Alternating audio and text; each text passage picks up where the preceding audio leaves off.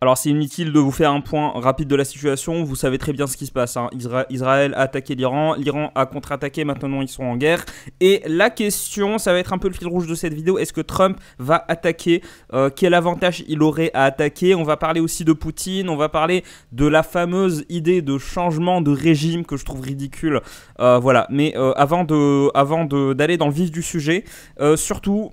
Je vais dire du mal, enfin je vais critiquer Israël, je vais critiquer l'Iran, ça ne veut pas dire que je soutiens l'un des deux. Franchement, les gars, on est en guerre, on est dans une situation, on parle d'une situation de guerre, voilà. Donc à un moment, il faut arrêter avec cette politique de l'ennemi de mon ennemi est mon ami, ou alors l'ami de mon ennemi est mon ennemi aussi. Enfin, franchement, il faut arrêter avec ce genre de schizophrénie. Ma chaîne n'est pas là pour ça. Et de toute façon, j'aime pas ce genre de truc. On parle quand même d'un état criminel face à un autre état criminel. On parle d'un état qui a commis des crimes de guerre contre un état qui a commis des crimes de guerre. Vous voulez que je défende qui ? Franchement, faut arrêter. J'ai vu à un moment, t'avais un rassemblement, je crois que c'était une manif ou un rassemblement en faveur de la Palestine ou en tout cas contre Israël, et t'avais un mec qui se mettait à distribuer des drapeaux iraniens. Mais je comprends, oui, je comprends, même si j'en ai pas du tout parlé sur ma chaîne, je comprends totalement qu'on déteste Israël. Je comprends totalement qu'on déteste Israël, ce qu'Israël fait en Palestine. Oui, bien évidemment. Sauf que est-ce que ça justifie d'aller soutenir un État qui est aussi horrible que l'Iran? Absolument pas. Surtout, alors on parle Israël-Iran. Je vous rappelle que je suis marocain. Il y a un des deux États qui veut diviser mon pays en deux. Et il y a l'autre État qui fait des trucs que je cautionne absolument pas. Donc voilà. Maintenant que c'est dit, je vais mettre pause vite fait. Si t'aimes bien ce genre de vidéo, c'est super important de le dire à YouTube pour qu'il recommande ma vidéo à d'autres personnes. Il suffit d'appuyer sur le bouton j'aime, et si tu ne veux rater aucune des vidéos où je parle d'actualité comme ça, un peu en mode tranquille, surtout, il faut s'abonner pour ne rater aucune des prochaines vidéos. On entre dans le vif du sujet. Guerre Israël-Iran, la Maison Blanche affirme que l'Iran n'aurait besoin que de 2 semaines pour assembler une bombe nucléaire. Alors, ça fait 20 ans que l'Iran n'a besoin que d'un délai court pour finaliser sa nucléaire. Ça fait 20 ans. Il y a même sur X quelqu'un qui a fait un travail remarquable et assez drôle en même temps. Une liste de toutes les fois où on a dit c'est bon, là c'est bon, l'Iran est en train de se doter de l'arme nucléaire, là c'est bon. Franchement, soit les renseignements américains sont à la ramasse, ce que je refuse de croire, soit ils ne nous disent pas ce qui se passe réellement. Voilà. La Maison Blanche affirme que l'Iran n'aurait besoin que de 2 semaines pour assembler une bombe nucléaire. Le président américain estime substantielle la possibilité de négociations avec Téhéran en pleine réflexion sur l'attitude à adopter.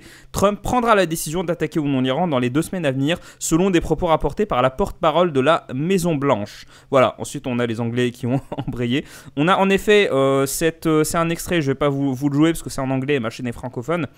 C'est Caroline Leavitt qui est la porte-parole de la Maison Blanche qui nous dit que à partir des faits, il y a une chance que il y ait des négociations. En gros, peut-être qu'il y aura des négociations, peut-être qu'il n'y en aura pas.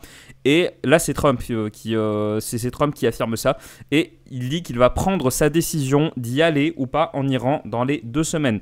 Dans ma première vidéo sur le sujet, je vous avais dit que c'était stupide, que Trump ne voulait pas de cette guerre. Preuve à l'appui, en fait, c'est très très simple de prouver que Trump ne voulait pas de cette guerre. C'est que, certes, il était au courant, mais il était censé... dimanche, il était censé retrouver des responsables iraniens pour négocier par rapport au nucléaire. Au final, Israël a attaqué, ce qui fait que ces négociations n'ont pas pu aboutir, en fait, c'est pas que ça n'a pas abouti, c'est qu'ils se sont même pas rencontrés. En fait, il n'y a pas eu de négociation vu que c'était mort. Voilà, c'était complètement mort. Sauf que pourquoi est-ce que Trump maintenant dit que il va décider s'il y va ou pas, c'est que, alors je pense qu'il ne veut pas perdre la face, parce que là, connaissant la politique à l'international de Trump qui est isolationniste, mais l'isolationnisme est très difficile à défendre quand on a ton seul allié au Moyen-Orient, ton seul véritable allié au Moyen-Orient, dans le sens d'une alliance, qui se met à faire n'importe quoi et qui se met à faire n'importe quoi dans le sens...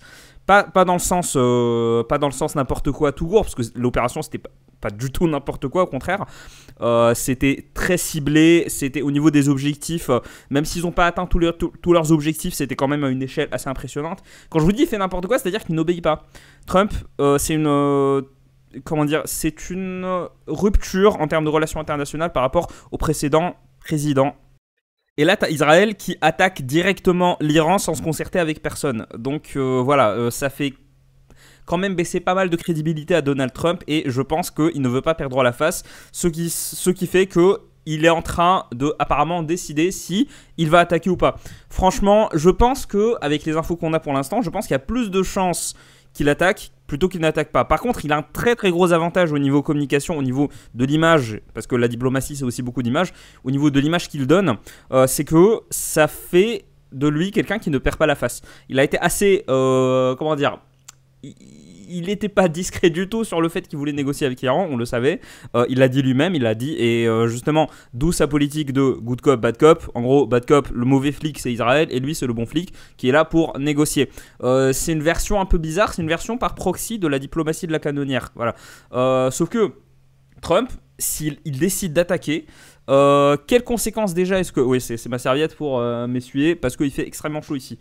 Dans ma chambre, j'ai pas de ventilo, j'ai pas de clim. Du coup... Trump, s'il décide d'attaquer, je ne sais pas quelles conséquences exactement ça aura sur l'Iran, mais en tout cas, ça aura une conséquence sur son électorat facile. 40% de ses supporters vont se barrer. Parce que Trump a été élu justement en partie parce qu'il incarnait les MAGA, les nouveaux républicains, Make America Great Again. C'est des anciens démocrates, des gens qui ne s'intéressaient pas à la politique, des gens... C'est tout un vivier à la fois d'électeurs et de personnalités qui sont absolument anti-néocons, c'est-à-dire qu'ils ne veulent pas que les États-Unis s'embarquent dans une nouvelle guerre. Parce que là, si peut-être que ça ne sera pas l'image qu'il voudra donner, mais si Trump attaque, ça montrera vraiment que c'est l'esclave d'Israël. Ça montrera que les États-Unis se font entraîner dans une guerre.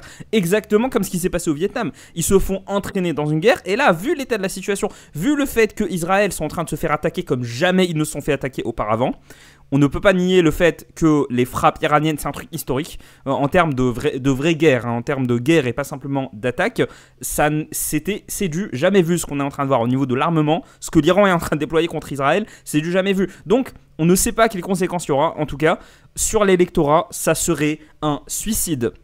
Je vous rassure, on peut parfaitement dire suicide sur YouTube tant que ta chaîne elle n'est pas immense, ce qui est très loin d'être le cas pour ma chaîne, je peux dire suicide sans problème.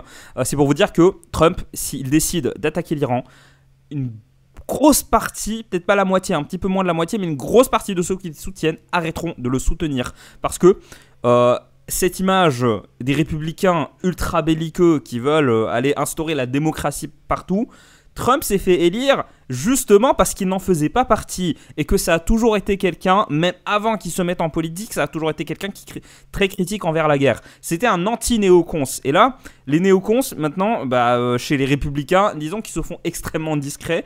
T'en as certains maintenant qui sont en train de revenir sur le devant de la scène, enfin en train d'essayer de revenir sur le devant de la scène pour dire que les États-Unis doivent y aller.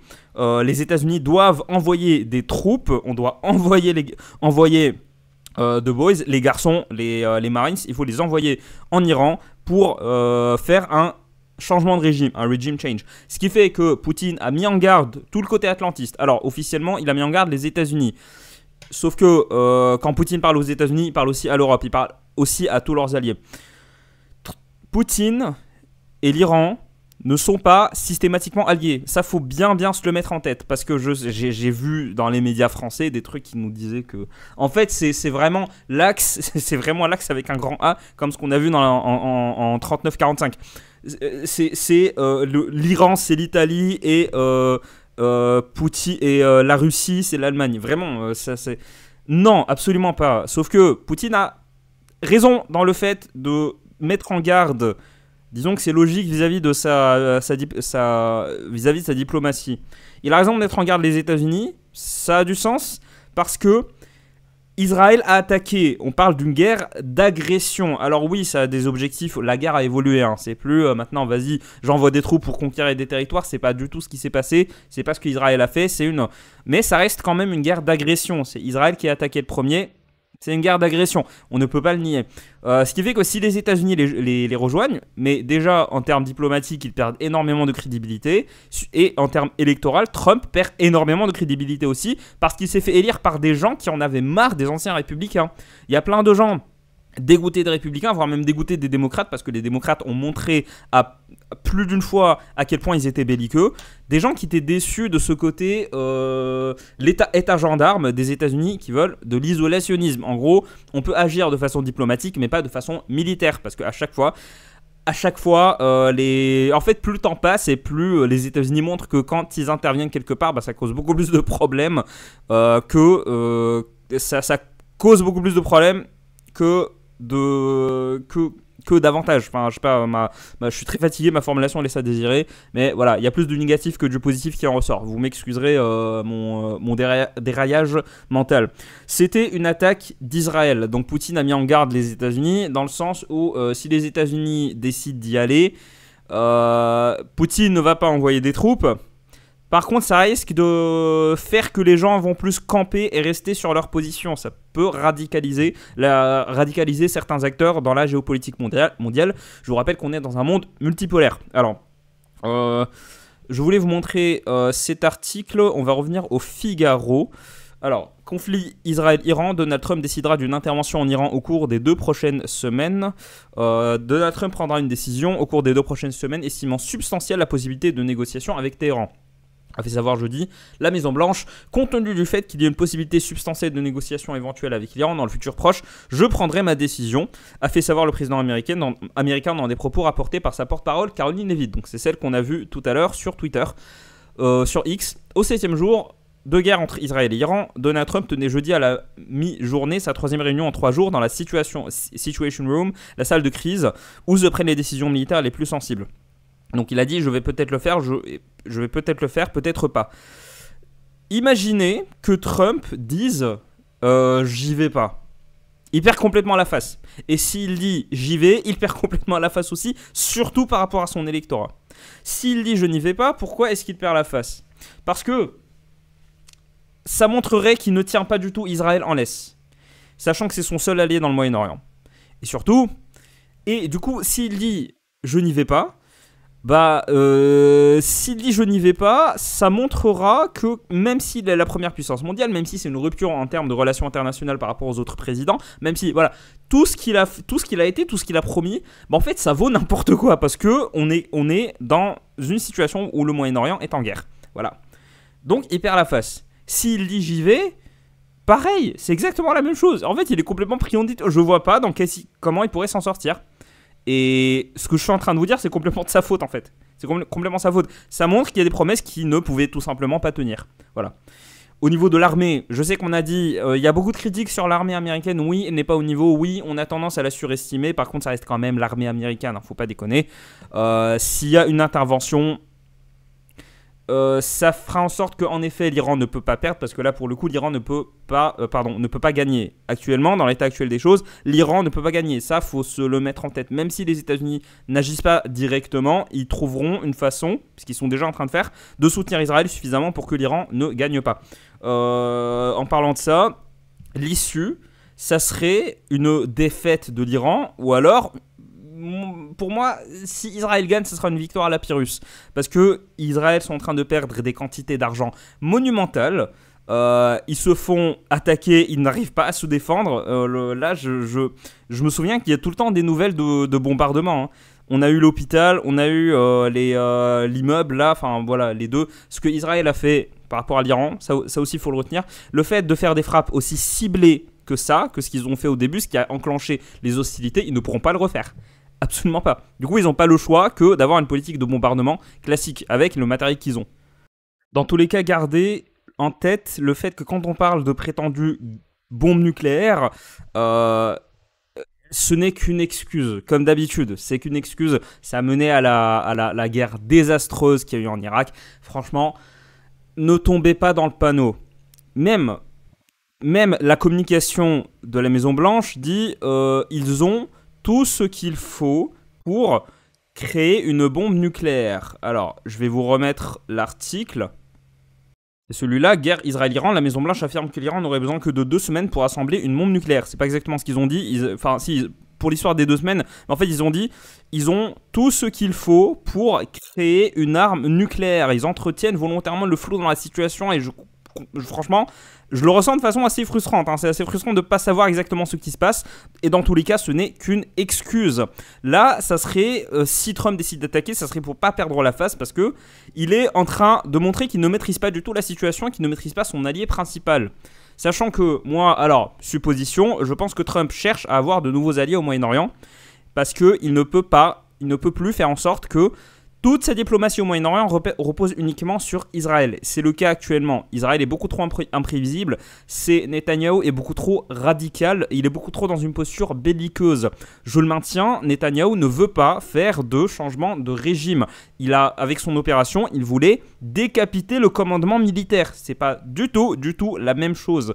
On y reviendra dans une prochaine vidéo, cette histoire de changement de régime. Moi, je n'y crois pas une seule seconde. Pour moi, c'est de la communication. Hein. Netanyahou essaie d'alimenter une image de gardien de la démocratie au Moyen-Orient. Bref, pour revenir aux États-Unis, l'arme nucléaire, ça ne peut être qu'une excuse, mais dans tous les cas, l'Iran, c'est vrai, pour le coup, c'est vrai. L'Iran n'a pas obéi à certaines dispositions de traité.